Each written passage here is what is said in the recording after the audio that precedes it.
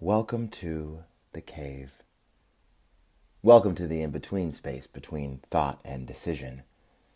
I am Reggie D. White, writer, actor, director. We know why you are here. The world has fallen apart in glorious and unpredictable ways. Then after the fall, you came here, seeking splice, seeking calm, seeking ideas, seeking yourself. We unfortunately have no answers for you, but what we do have are options. Wisdom from the past, a glance at potential futures. I offer you the gift of possibility, and with that gift I offer you the entire world. You are welcome here.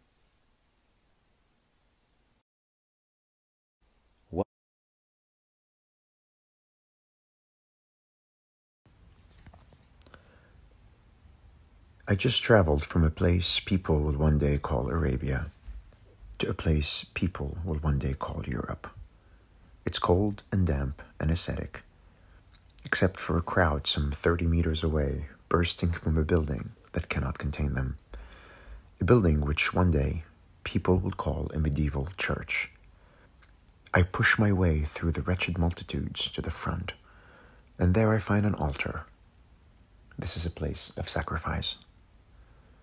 Dressed in black robes, what looks like the leaders of this strange cult seem to be reenacting an event from what someone whispers to me is an ancient book. One day, I will learn that today is a holiday. It's called Easter. I didn't know this then, but what I had traveled to against my will, and what I was looking at right this moment, was a moment of monumental rebirth. The rebirth of something someone will tell me one day is called the theater. Apparently, it has been dead for a few hundred years, and here it was, gestating in the womb of a new mythology. Here is an altar where the believers sacrifice themselves. One day we will call them actors, and here are the multitudes watching, in intransigent belief. One day we will call them an audience. Today they pay with faith. One day they will pay with currency. And here is a moment that will remind us that our dead will always rise again, as long as we have imagination.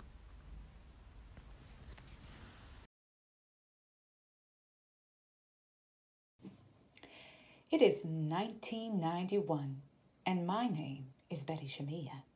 I'm a teenager in San Francisco, a Palestinian American, and a playwright, and I know things. One of the things I know is your best weapon is your ability to think. I want to be seen as an American playwright. American playwrights get to go to Yale Drama, win Tonys, and marry Marilyn Monroe. So I won't write plays about Palestine, and if I absolutely have to, I'll hide those plays until I make a name for myself in American theater, until I feel safe. Until then, no one will put Betty Shamia and Palestinian in the same sentence. I think that's a plan worth having. I think that's a plan that's going to work. My offering is, your best weapon is your ability to think, but beware, the weapon can be turned against you.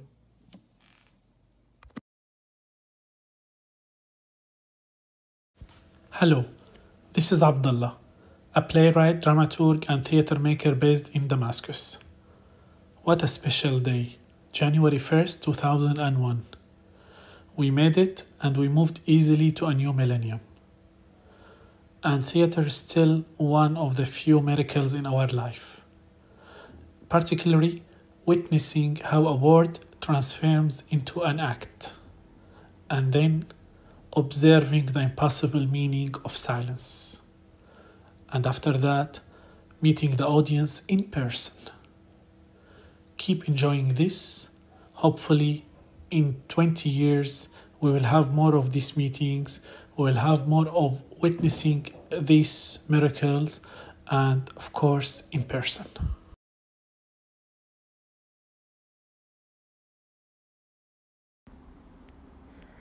My name is Anish Sheth. I am a singer, an actress, and a trans activist. The year is 2020. I've learned so much this year, but most importantly, living by myself, I learned how to take care of myself. I live in Upper Manhattan, where I've been the entire pandemic.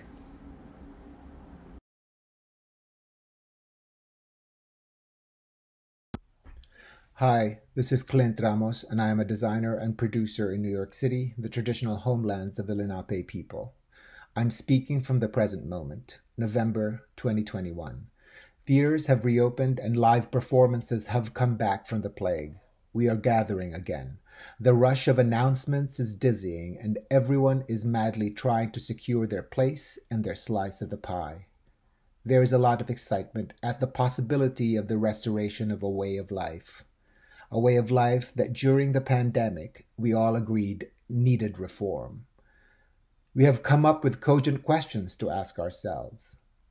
And while I am seeing true, tangible efforts to address the oppressive parts of our practice, I am also seeing willful efforts to avoid those questions in exchange of an idea of what that restoration ought to look like.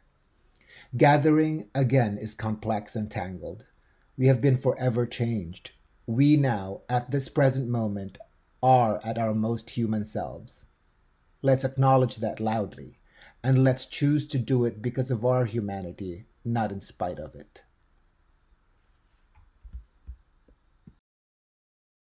Hello, this is Claudia, speaking to you from the future, from the year 2031, a full 10 years in the future. I'm speaking to you from my home recording studio that I hold in my hand, and also the physical home recording studio that I'm inside of. We all have these now.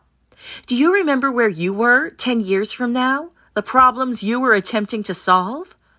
Let me make you this offering. Close your eyes. Think about those problems. Now put them down. Today, you have been worrying about many of the same things. 10 years from now, you will be also working on the same fundamental problems of life and how we all survive this. Here's the good news. We're no longer wasting our time pretending the problems don't exist. No more denial. That's exciting.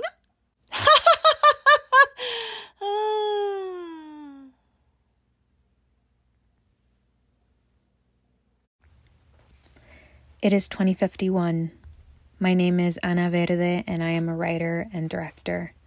I am sitting in a theater with my mother in her 80s, and she is enjoying the play we are watching. The actors and writers and directors of this play are paid a living wage to make theater.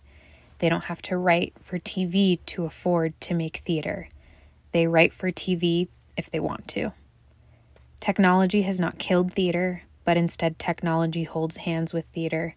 Sometimes they work together, sometimes they don't. People continue to love gathering in space with one another, and the theater is there for that.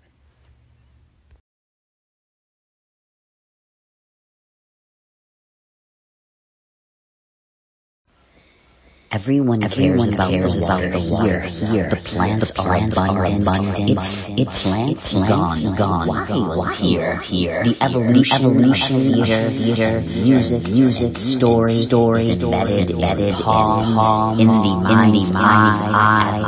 modality of the world. It can be seen and felt by an old light circle, all living things. Ancestors who have helped shape this way being forgive stories to the wind with hidden messages so they could be saved. How you love stories and give them gifts to relatives, to the for the wind, the rooted, the fin from earth to sky again. Hello. My name is Mary Catherine Nagel. I am a citizen of the Cherokee Nation, and I'm speaking to you from the Washington, D.C. area, the ancestral homelands of the Piscataway Nation. Thank you for joining us on this journey. Together, we have journeyed from past to present, present to past, and back again. We have heard the voices of our relatives, and we have experienced their fear, their joys, their longing, their storytelling, and their healing. Our journey is not yet complete, but we move forward together, and we understand that the past isn't something behind us. We carry it with us. It's how we move forward together, no matter what we've been through and no matter where we're headed. Blessings, relatives. Blessings.